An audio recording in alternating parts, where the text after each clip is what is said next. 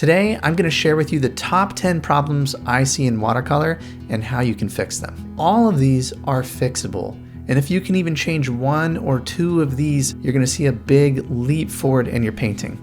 Number one, picking too complicated of a subject.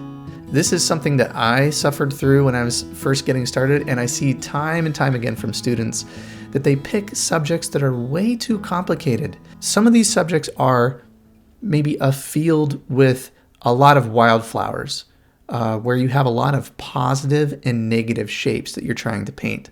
Now, a positive shape is something that you paint on directly with your brush. A negative shape is something that you paint around to define. It's a real challenge to paint scenes with a lot of positive and negative shapes, primarily because we are painting from light to dark. So in order to preserve all of these little areas of light, we have to paint around them to define them, which makes for a difficult painting process. By picking scenes that have larger defined areas of light and dark, it not only creates a stronger painting, but those types of subjects are much easier to paint in watercolor. Now, this is not to say that you should limit yourself or not take on subjects that are more complicated. Of course, you can always be pushing forward, but if you're first getting started and you feel like you're really struggling, try to pick simpler subjects. Number two, not cropping your reference photo. This is another hang up that I see with students. When they pick a subject, they want to include everything that is in the reference photo. But I challenge you to look at your reference photos, find a good area of the scene that interests you. This is important for two reasons. One, it creates a stronger painting. By cropping and simplifying your subject, you can create a more powerful painting. And two, it's just more simple and easy to paint.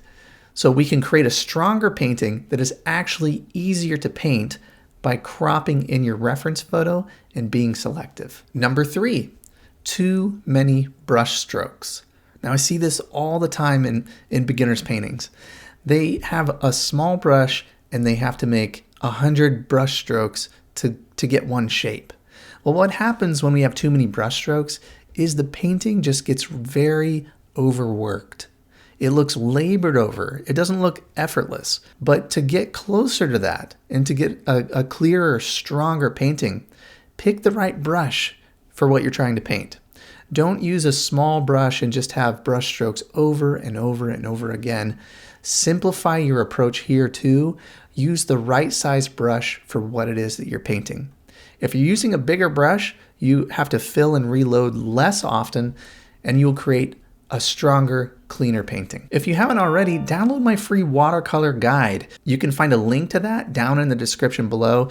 I cover a lot of the things that I'm talking about in today's video. Number four, too many layers. What I see a lot in beginners' paintings is not getting an area strong enough, so they have to paint over it several times to get there. What happens is we are left with a very busy, overworked painting.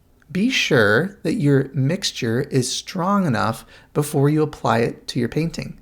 I always recommend this to students, but have a piece of scrap paper handy.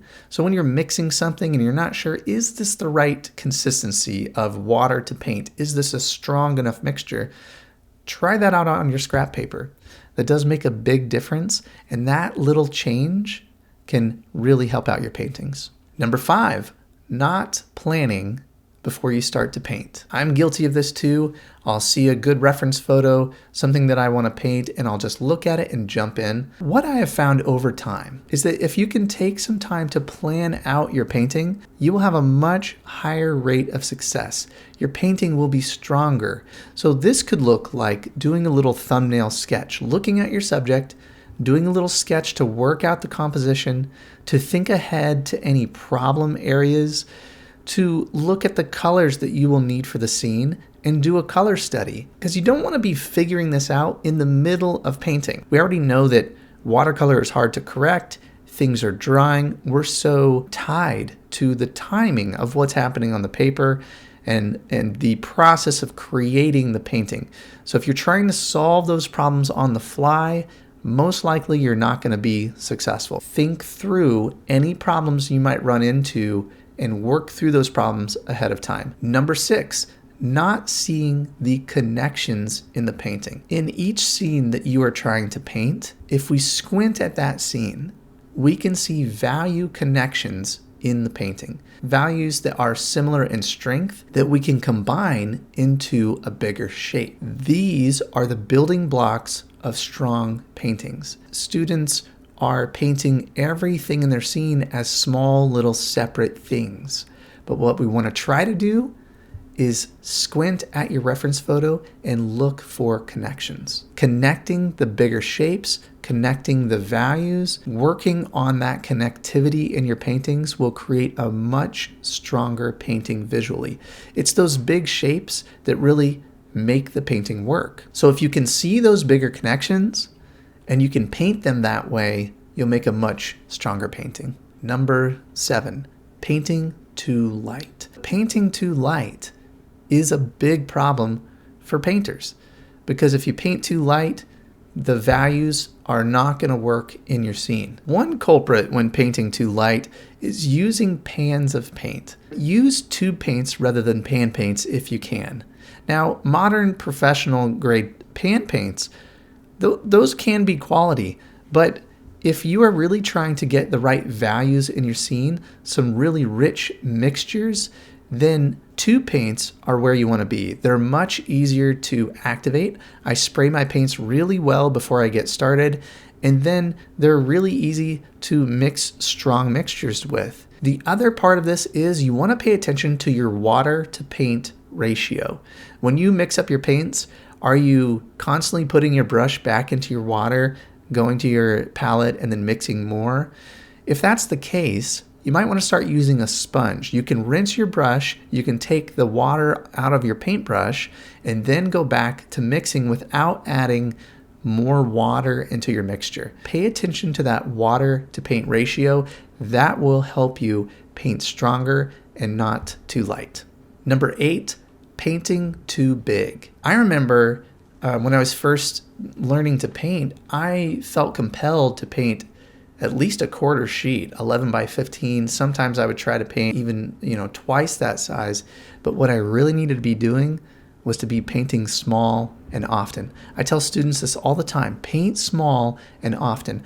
Watercolor requires a special feel for the mixing and the painting. And though we talked about the water to paint ratio, there's a lot of variables within each painting.